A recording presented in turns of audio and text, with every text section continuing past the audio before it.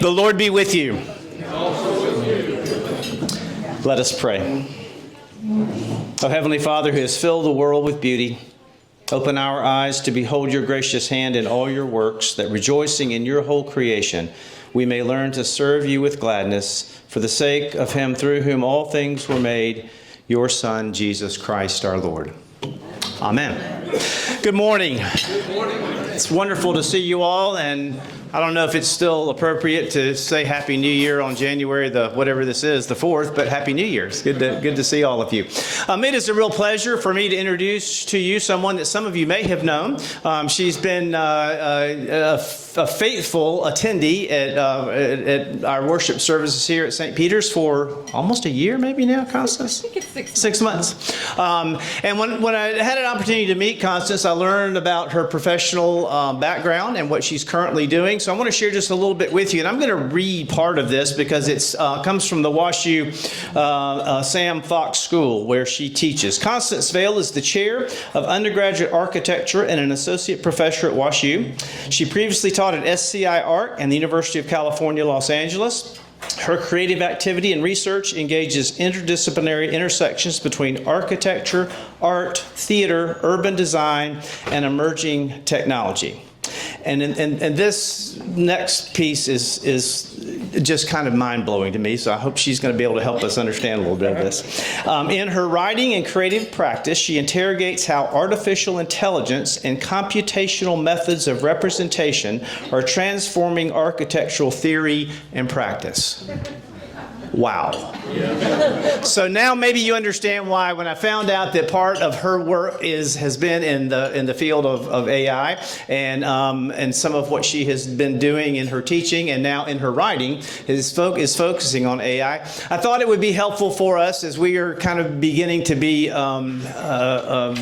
blasted on a daily basis with various things about artificial intelligence, that it would be helpful to have someone come and share with us a little bit and maybe help us to understand a little bit more about that. So, Constance Vale, welcome. Thank you.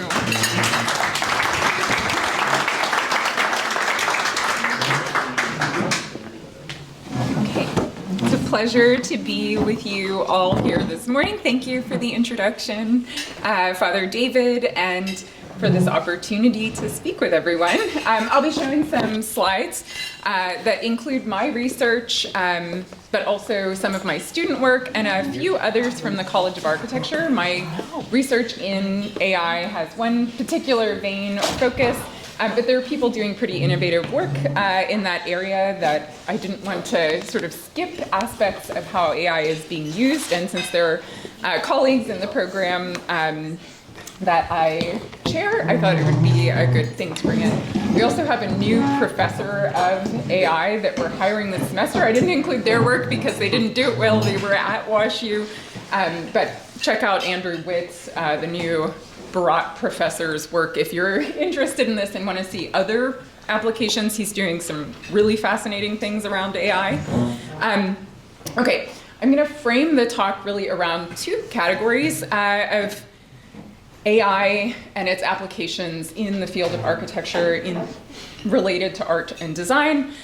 One is the role that AI and emerging technology is playing in design processes. And the other is the role of AI and emerging technology in space. So as you can think about it being deployed in the built environment. There are tons of other applications that are not really going to be touched on. I can't really be fully sort of cover the entirety of the topic. So know that there may be things that you're thinking like, that must be an application that just won't be in here, but I'm happy to talk about them at the end, and other things that I've sort of heard about or been exposed to related to AI and design. Okay, and I'll start with a little preamble that's sort of written out. You know, I'm a professor, sometimes being specific is helpful. But then I'll break out of that a little bit more and just refer to my notes. So bear with me. We've entered an epoch of machine hallucinations wherein alien intelligences produce otherworldly images. Hallucinating is closely tied to creativity, seeing things that are not physically present or that do not yet exist. We humans can get stuck in loops of knowing that are detrimental to dreaming, imagining, and creating the unknown. AI doesn't know. Its methods are rooted in data-driven mimicry rather than the sort of theoretical understanding at the core of human intelligence. AI defamiliarizes. It detaches whatever it processes from the weighty context of culture and thus makes the world wholly aesthetic. So for AI, and really for the contemporary world, images are no longer primarily visual or pictorial artifacts. Images are data. Data refers to a set of related values that undergo multiple layers of translation when accessed. Letters are converted into zeros and ones, into electronic signals through transistors, and then into picture elements or pixels. And pixels are visually recognizable to us, but AI doesn't see images the way we do as humans. AI engages with the pixel data itself, numerical arrays, relationships, and distributions. So it's assessing a sort of, imagine like thousands of numbers. That's how it's understanding an image and starting to encode and pull information from it. So when we think of a tree ourselves, we think of an archetypal image, form shaped by cultural memory and perception. But to AI, a tree is not an image. It's a specific configuration of pixel values, data that statistically resembles thousands or billions of other configurations it's encountered in its training data sets. For AI, meaning emerges not from representation, but from pattern recognition across scale. So has access to all of this, and it can assess what things relate and start to pull that information forward. One of the areas most explored in architecture, art, and design today is AI-generated images. AI image generation works by transforming noise into structured pixel data through learned statistical relationships across vast image data sets. Rather than composing images as visual representations, the system iteratively adjusts numerical values so that the result aligns with patterns from prior images or language prompts.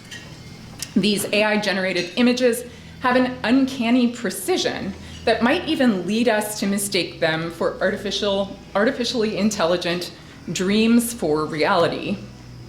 And these images can proliferate more rapidly than ever before without human intervention, working like and potentially with other algorithmic modeling tools to produce near infinite variations, spinning beguiling webs, realities of their own. In this capacity, AI operates as a muse, rendering what we know too well to dream.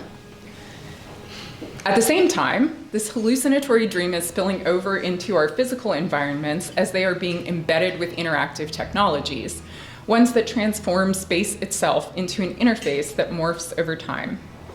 AVs, Autobots, and a ballet of other robotic agents populate every corner of our world, producing a blurred gradient of consciousness and carrying with them the dawn of a new aesthetics of non-human utility that will become a pervasive aspect of the built environment. That is to say, today's architecture is not exclusively in the role of designing for people, but for accounting for the non-human actors that are increasingly filling the world around us. And our very own new Waymos arriving in the city of St. Louis, I never thought that would be somewhere that Waymo would look to, testify to that kind of transition of the spatial environment. Such predictions about the built environment suggest how architects, artists, and designers might engage in world building, considering our uncanny new co-inhabitants. And moreover, architecture, art, and design operate more broadly and with greater urgency than either strict utility or the familiar trope of art for art's sake suggests. To design is, and make is a political act, an act of collectively building the future, of telling stories to one another of who we are and who we want to be. And world building is at the core of design disciplines. Architects in particular rely on the enabling fiction of images to draw ourselves and others into possibilities that we couldn't previously imagine. While this is fundamental to the discipline, Today we have increasingly robust tools, particularly AI, but many others, at our fingertips. And such storytelling, we can also see dominance the development of emerging technology, wherein the socio-technical imagination is predictive and catapults innovation. Think of cases like the film Minority Report, where you see certain technologies, then they sort of get realized. And think of cases of tech companies making predictions about their own technology and using those to sort of drive the market and realize their products or their company's goals. And in order to impactfully contribute to contemporary narratives around technology, it's not enough for architects or designers to just use that technology. It's fundamental that we should really seek to collaboratively reimagine technology's spatial potential.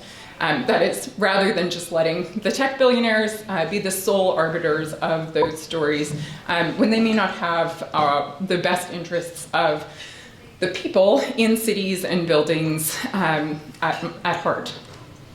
So this premise that AI is a tool for stimulating imagination, in particular with regards to the idea of world building, relates to some research that I've been exploring since I did a symposium and exhibition at WashU in 2019, and it was focused on digital images. So architects today are making things that look like other things, might be one material, but they're in fact another. They're as much stage sets as they might be buildings. They decoy the properties of other things in the world and meld with the world around them sort of seamlessly. And, of course, AI images do that. But some of the artifacts we're creating, even using 3D printing technology or other kinds of technologies, have the same ambiguity about what might be real in the image or in the object itself in space. And this convincing immersive capacity, is reified and all the more true in the case of AI images. So I'm working on a forthcoming book. It's taking a little longer than I'd hoped, but it'll be done soon. Explores some precursors to these kind of digital constructions that we find present in architecture today, looking back to a kind of history of this and drawing together contemporary architecture to make comparisons across a series of historical examples, including military deceptions, dioramas, photographs, tableaus, proving grounds, simulations, and even theater and film sets to try to unpack some of this conversation around like what might be going on with this will to reproduce the real, and what its impacts are, how we might control how we use that.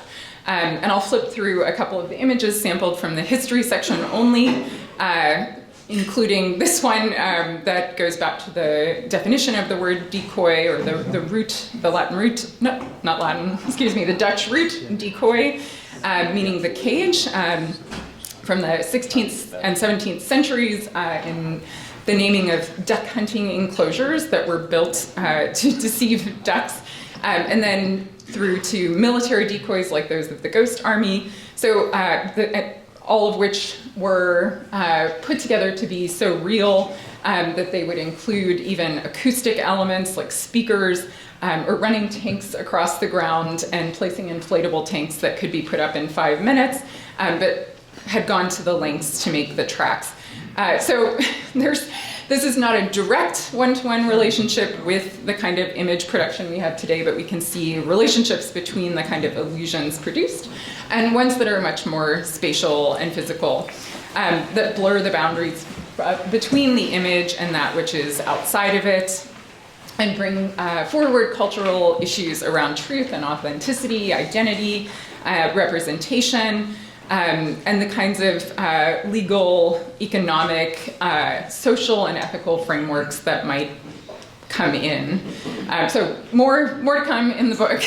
But I'm going to focus on these two categories that I said I would go through and show some specific examples of work, first in relation to design process. So this application of AI as a creative tool, as a method of estranging and thinking in a way that is unanticipated, Generally speaking, when we see AI images, we see something that's really founded on mimicry. Like, can you make X image of this thing that I want to see, where you just do a text prompt and it will output an image that's somewhat anticipated. It might even be used like, could you produce a building that looks like Frank Gehry, recently deceased and an incredible architect, but you can reproduce a Frank Gehry building just like that. So, not in the technical sense, but in a kind of image reproduction, you can do a stylized image. This is not particularly creative, however. It's something that the AI is very good at doing because it resources thousands of images of Frank Gehry buildings and can just emulate the pixel patterns of those images and ultimately search for something that's like a Frank Gehry. So in thinking about how to push beyond that and look at some of the more cutting edge work being done in architecture using AI image generation tools, I'll show some work from Carol Klein's recent studio that asked students to study detail from canonical architectural building and drew that from Ed Ford's book, The Details of Modern Architecture. He's actually a WashU alum. And the students rebuilt 2 to 3 details in a digital 3D model. So you can see that model to the right. I think so, yeah. I'm sorry, I have some text issues on here. So there's a series of images they pulled from the internet, they could easily have done this from their own photography if they wanted to, but from the internet, and created their own databases, a curated image data set for the machine learning model to then train on. And in this case, they organized it around looms and generated a proliferation of images that blend the qualities of the original model with the loom. And you can see some more detailed images of those here. And then another training set based on rotary phones and a vast inventory of outcomes. So in models like Midjourney, you may be familiar with that, or DALL-E, these are image generation applications, so to speak, but they rely on machine learning algorithms. And they create this kind of output. Image generation begins with noise that's iteratively transformed based on learned relationships between text tokens and pixel data. And the model then generates images by progressively denoising pixel arrays toward configurations that statistically align with both the prompt and its vast image language data sets. And ultimately, in this course, and this student ultimately took those inputs and hybridized them, the 2 that we looked at previously, the rotary phone set and the loom set, and produced another set. And now we've seen a lot of AI image generation, so you could say to this, so what? But these have extraordinary control, given that the author builds the data set themselves. So the average user of Midjourney or DALL-E, they're working with a data set that has scraped the internet for a bunch of images and is kind of generalized data set. These are very specifically driven, meaning that you can build your own knowledge base for the machine learning algorithm to learn from. And then they're also generating 3-dimensional digital models with the AI. So that's at the cutting edge. Not a lot of people are doing that, certainly not your average general public user of AI and image generation. And generation is not generally then producing a 3-dimensional model using AI as well. So this takes a higher level of knowledge, and we have workshops that the instructor that leads the studio, Carol, runs. She even brings in people that she works with to expand her knowledge and the students' knowledge, because it really is pushing the envelope of what we know how to do with AI. So that set was refined, and ultimately a final scheme was developed as a new architectural detail, and the outcome is unexpected, innovative, something that's estranged but familiar, and something that you wouldn't likely come to having looked at the original detail studied it, thought about it, it's something entirely different, even though you can see some of the relationship between them. So it's not something that we would think of as a general direct application to something in architectural practice, but it shows a framework for creativity, relating the past to the future. And I'm going to show two other examples related to emerging technology coming out of the school that I think are useful to see, but they're not AI applications. They go more into the production of physical objects, and these are projects that my partners in my practice, Ava, worked on.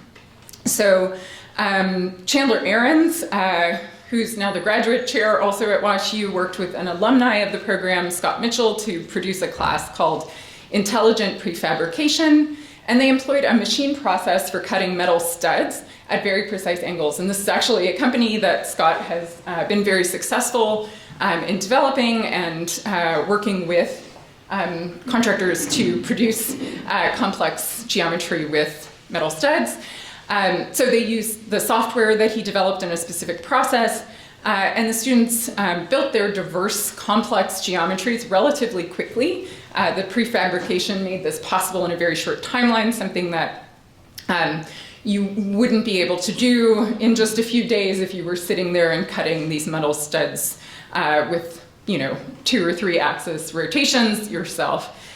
So that was an interesting case of applications to fabrication with emerging technology. Another one, Kelly Van Dyke Murphy, regularly employs ceramic 3D printing in her work, and she works with images. So in this case, it goes back to the idea of data and how you can alter data and take something like an image. She will work with something like a Louis Sullivan detail. She has a project in front of Sullivan's Wainwright building in downtown that studies one of his details, takes the image, feeds it into an algorithm, and distorts that image in order to then 3D print the ceramic clay, and then goes in and even alters the code of the 3D printer to make these beautiful ornamental qualities out of the way that the clay is deposited. So it's a sort of remixing of the image in several layers of data-based alterations. So as promised, in category 2, we're to the second act.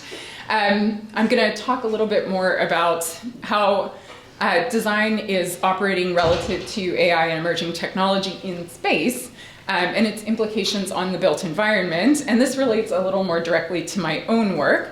So the examples in here come from my research team and my courses. The Autonomous City series is one where I looked at socio-technical narratives that question how AVs and AI can be spatially implemented. And the first one, Autonomous City 1, studies Amazon's AI patents, clustering them into a city that needs only respond to machine vision and robotic operations. So among some of the most interesting of these was, for example, a package that could be remotely inflated because you've got to sink it to the bottom of a lake or a reservoir and be able to recover the package. That's how much storage Amazon anticipates they'll need. The range of things that they've invented to sort of plug into existing infrastructure, et cetera, is fascinating and disturbing. Dense fields of these array of really buildings and systems that Amazon is proposing are situated in a kind of post-human urbanism of machine intelligences. And a second city, Autonomous City 2, collects and fuses existing and imagined urban spaces. The model incorporates motherboard parts alluding to the digital systems that underlie spatial matrices.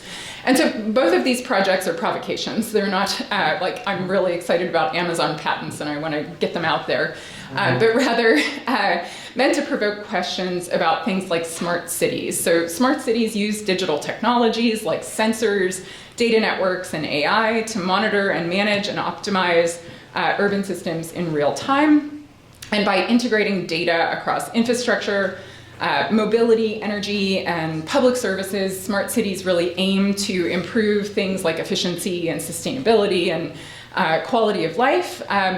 But they're building that all into sort of responsive forms of urban governance. And I wouldn't take any of that at face value. So the projects are really meant to ask things like, are smart cities really designed for people or machines? Are they spatial networks or data warehouses? Are they democratically governed or algorithmically coded? And then are they under the control of the people and really even the government, or are they really operated by those entities that exercise their data? And that may be the government, that may be corporate entities, or subconsultants of the government. So somewhat tense situation in space to have this kind of technology deployed through the environment. And the project also provokes, like, how might we use space itself as a technology rather than relying on the technologies that we're putting forward to sort of gather and collect data? How might we improve cities for humans? And think about controlling the incursion of AI and digital infrastructure on socio-political and civic life.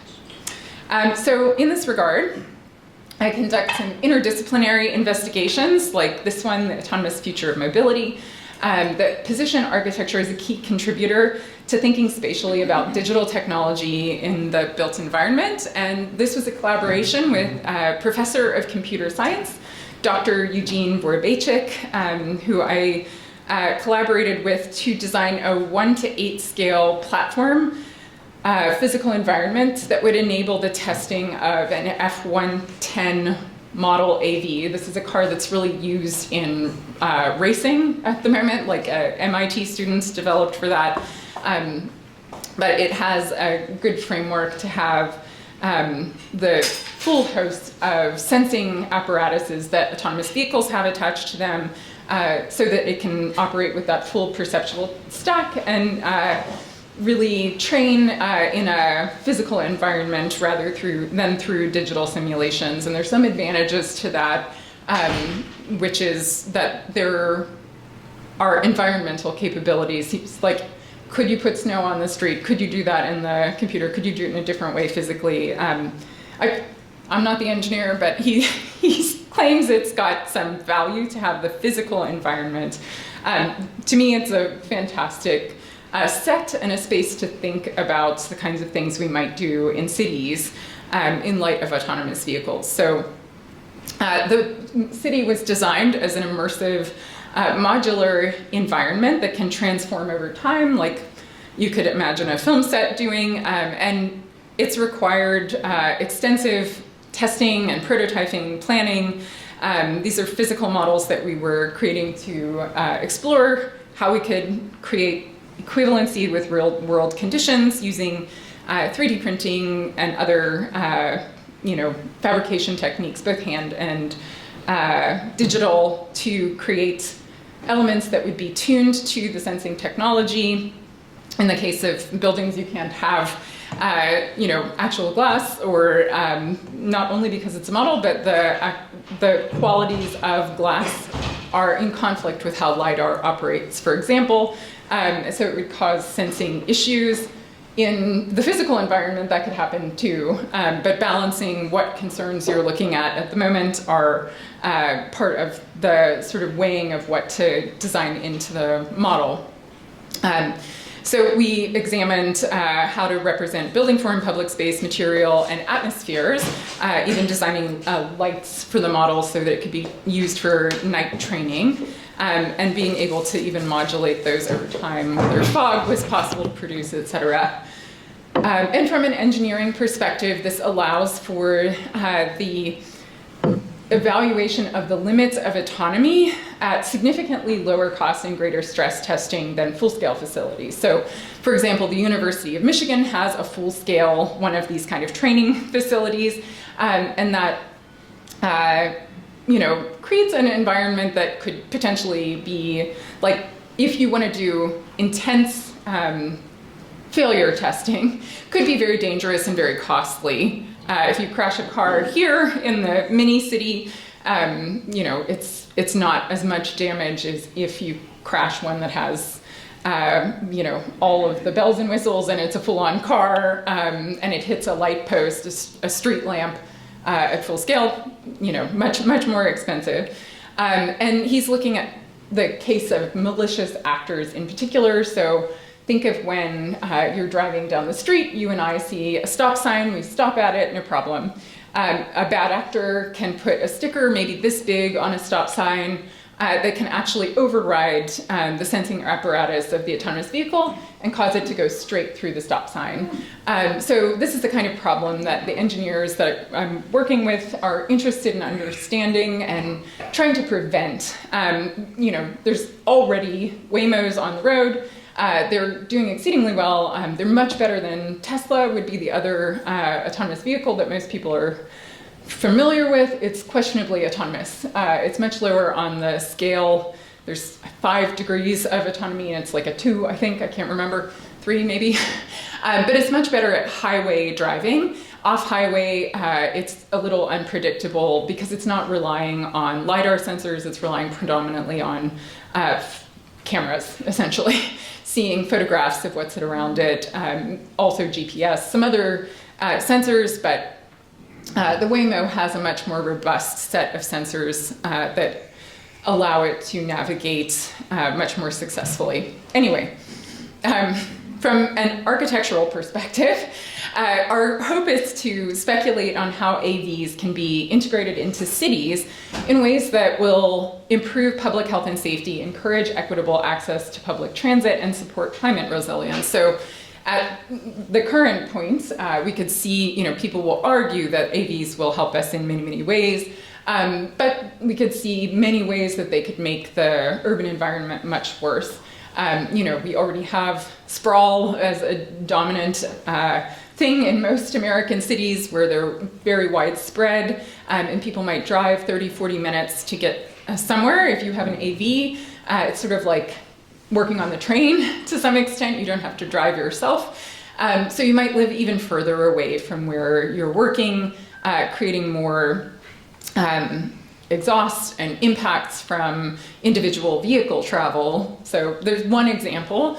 How do we think about designing for cities where people will resist that urge to live far away? Like, is there a way to think more about connecting autonomous vehicles to other kinds of public mobility systems? Are there ways that we can think about controlling vehicle traffic to have, let's say, more green space? So in cities where maybe there's a lot of traffic in one direction or the other at a particular time of day, could you shut down a lane, have that convert to more green space for increasing walkability where there's more shade on that street, and you alternate the lanes, potential use for an autonomous vehicle going one way or the other in the evening or the night. And because they're autonomous vehicles, you have much more control over routing, turning on and off, sort of like you would with a train. Most trains are operated autonomously at this point. Most planes are operated autonomously at this point. So are these benefits that we can reap that are more about space than they are just about the technology embedded in the car itself. Those are some examples. So we're exploring how we can use public and active transit. That's sort of what I was mentioning, active being walkability, or public being using trains, etc., buses to increase green space and walkability, how AVs could connect with public transit, even flexible routes where buses could be called to their location. The filmmakers were really cute with the cats. Call buses to their location, something that's driven more by an autonomous system might have. And we're not even really using autonomous buses in the United States, but they're being already implemented in European countries, Nordic countries in particular. So anyway, the project also links to the history of proving grounds, something that I brought up in the Decoys project, but those proving grounds are typically either privatized spaces or that are run by a government or held by a corporation. So to have a university be one of the sites of those kind of proving grounds. Michigan's an example too, but it's unusual, it's not typical. And then the immersive qualities of the stage set make it a really fun sort of ground for public engagement. We've had discussions in the space with fellows from the Center for the Environment, with guests from the media, or with students across engineering and architecture to try to think through some of the problems that we're approaching in cities relative to AI. Okay, so building off of this research, I did a studio with students, The Autonomous Future of Mobility, has the same title, that takes on some of these spatial challenges around AI and mobility. And in response to the rapid changes that we see in AI and digital interfaces in the built environment, the course really examined questions of mobility in cities. This first animation was from a period during COVID, that long ago, when we did all digital work for a semester, so I had a full digital animation set up for the studio, and we moved away from that in the following semesters. But it explored, in this case, the relationship between mobility and climate change. Was incredibly inventive. Sorry, I thought it was my phone and started to panic. So it explored the relationship between mobility and climate change, waste cycles, extraction, and emissions, how all of those would play into a larger climactic impact, and had a beautiful sort of story built into it. I'd love to show the whole thing, but I won't do that. I've since switched over to stop motions in the following semester, which have these kind of uncanny movements that are so much a part of autonomous robotics, the kind of ghostly movements of your Roomba around the room, something that has this like uncanny ability to move on its own. So participants undertook a world-building exercise, creating animations to inform their design of a multimodal transit hub sited in Los Angeles Civic Park Grand Center Station. And they considered both the architectural space of a transit hub and the infrastructural networks throughout the city of Los Angeles that it would connect to, even proposing their own. So in this case, a student looked at high-speed rail systems, one that they wanted to introduce in order to enhance Los Angeles's public transit system, which does have some issues. And it was funded by, in their proposed envisioned future, an electric utility company that would simultaneously build out transit and energy infrastructure, long-term clean energy systems to support future demand. And so this is a project that took on economics in addition, in a very speculative way, in addition to the questions of mobility. And here's another example, a team of students who looked at flows across trajectories in the city and took on questions about trustworthy AI. So this is an underlying question. Many grants, if there are any anymore, focus on trustworthy AI and the mechanisms of care. So focusing on trustworthy AI, this is really the question of like, how do you build trust between and it's I think it's like a conundrum to even say trustworthy AI to some extent. So the students took on this topic and looked at the mechanisms for care required for AVs based on our interactions with Motional in LA. So they're not really a competitor of Waymo as much as they're working more on food delivery and other kind of low impact to human. And they have an interesting sort of story that helped the students build out their project, which is, at the moment, this is not the long term of autonomous vehicles, but at least at that time, I think it was 2 or 3 years ago, they had been operating any one vehicle took 10 people really to function. Now, this is, again, once the training is done, does that pervade? No, probably not, or it would not be financially viable, and you could just have one driver drive that car and it would be in much better shape. But we found that really fascinating, and that not a single car there can be put through car wash. All of them have to be hand washed because the equipment on them is so delicate. So there's this intimacy in relation to interacting with an autonomous vehicle that we hadn't really anticipated. And this sort of idea of the mechanisms of care required for them gave way to this project that related the AV to individual actors in the project. So they set up this sort of storyline, both playing into the car wash and the ways that people would come back and engage in the mobility hub over time, perhaps even returning to the same autonomous vehicle more than once. That those vehicles might have some internalized identity and not be a sort of field of sameness through ongoing experiences at the mobility hub. So that's the end of my presentation. I hope that this has been helpful in explaining some of how AI and emerging technology are playing a role in design. I know there are more unusual examples than the kinds of applications you might think of at first glance, but in design process, in space, and in the built environment, from the sort of machinic hallucinations of AI images to the distribution of AI, of robotics in our cities, and how important it is to think about that and sort of challenge the ways that technology, it might just fall into place, how we might start to respond to that and question some of it as it's going forward. So that's all. Thank you very much for having me and for chatting. And I'd love to have questions. Questions for Constance? Holy smokes.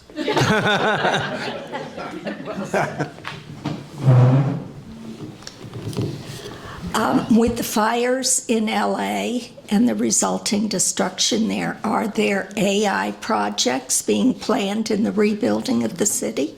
Gosh, I would love to have an answer to that. I actually have no idea. I would imagine that there are So the area of my thinking around LA, things that sort of fascinate me relative to transit in LA, and that would, I think, in some ways connect back to, I'm sure, escaping a fire. Transit in that regard is really important. The Olympics are coming up in LA. This is the best answer I can give you about LA. The Olympics are coming up in LA, and they're planning a lot of revisions to the transit system around that. Not only have they extended one of the lines, and the World Cup is even before that, 2 years prior to that. So they have already planned a number of things that are like, they have an AV now ride-share lane that you'll get to go faster if you have multiple people, like trying to get people not to go in one person per car, this kind of thing. So I'm fascinated by that. They've done fascinating things around the airport, how they're extending transit there. To the fire question, I'm sorry I don't have a good question about how AI and fire might relate. But to me, the most interesting project relative to fire in LA is the Getty, which is constantly exposed to those kind of conditions, and which the designers did like a really brilliant job. And it's like, keep the brush away from the building. They do like extensive maintenance. I think it's the clearest case of like, you can produce a lot of safety. It requires a lot of maintenance. It requires a lot of planning. And in that case, they also have building technologies that further protect it. But I think the groundskeeping and the plans for the immediate perimeter of the building have been the most effective. And lastly, I would imagine there is some kind of monitoring system, but I know nothing about it, and I wish I did. So I'll tell you if I ever find out. This is not a design question, but more what's going on with AI and in the creation of new architectural and engineering products, woods and steel, things that are lighter, stronger, et cetera? Oh, interesting. So I think we can anticipate a lot of applications with AI and engineering adjacent, like structural calculations, even down to code. The architectural software like Revit, building information modeling software, Autodesk owns that software, and they're deeply invested in AI, as I understand it, and doing a lot to develop ways that their product will implement. So you can imagine like not having to do a code review because text generation is the thing AI is currently best at. If you're not familiar with and haven't tried ChatGPT, do it for a minute, you'll see, oh, that was pretty weird. It did a reasonably good job of responding to what I asked it to do. So having code evaluations or something like that, structural calculations done by AI, it's not reliably being implemented at this point. Certainly not integrated into software, but it's something that I know software is very interested in building into their tools. It's very good at coding. Large language modeling can write code very easily. Any kind of mathematical work. So in the case of material development, trying to judge the materials and their capabilities, certainly. Could it do it without some kind of intermediary in the loop, without a human sort of driving it in a number of different directions? Not at the moment because it's not built into software, but I could imagine somebody putting it to use in that way. As far as new materials being developed with AI, Like metallurgy, are they doing like thinking of new combinations of metal or new plastics, kind of that no one's really thought of before, but here you got this thing that says, well, maybe we can combine this and this, and we're going to get this kind of plastic that's very flexible or strong, or same with metal, it's very lightweight, light, I don't know. yeah, I would guess. I sadly don't know any material scientists, but I bet there's an application which I knew more about AI across all fields. But it's something that I could imagine it being quite capable to do with the right inputs. Whatever a material scientist does in their calculations, the calculations could be much more robust. And this is where maybe thinking about the example from Carol Klein's course, while very removed, like building your own data set, having like, okay, we're going to enter things specifically about these materials, about, and train it not to be a generalized knowledge database, but something very specific. That's, probably what is being, I certainly know it's being done in finance. That's an area that people are have a ton of profit to be gained by building their own models, training them, and making them, useful resources to anticipate what they should be doing, where they should be invested, right? So that's something large financial companies are doing. I can't imagine that material scientists in companies like DuPont or something are not thinking about how can we develop new materials with this tool. So yeah, I'm guessing yes. Wish I knew. Good, stumped me. I have two questions, so I'll ask the first one. The audience here is somewhat on the outskirts of people understanding AI and utilizing it. How do we as individuals become more aware? What you've introduced was just phenomenal kind of information. It just sparked, I couldn't keep my brain fast enough to follow what you were doing, but I caught a number of the elements.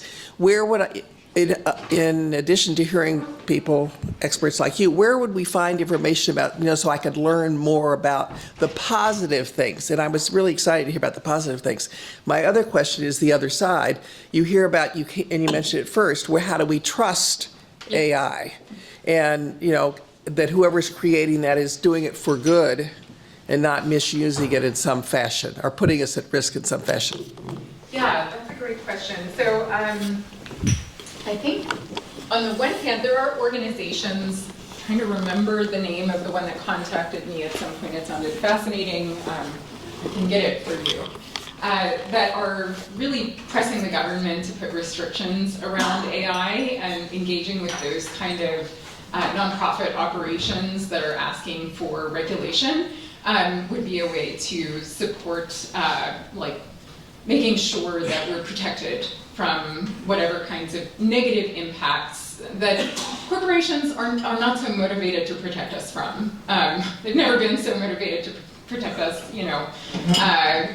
Some corporations will just do whatever they need to do to gain money.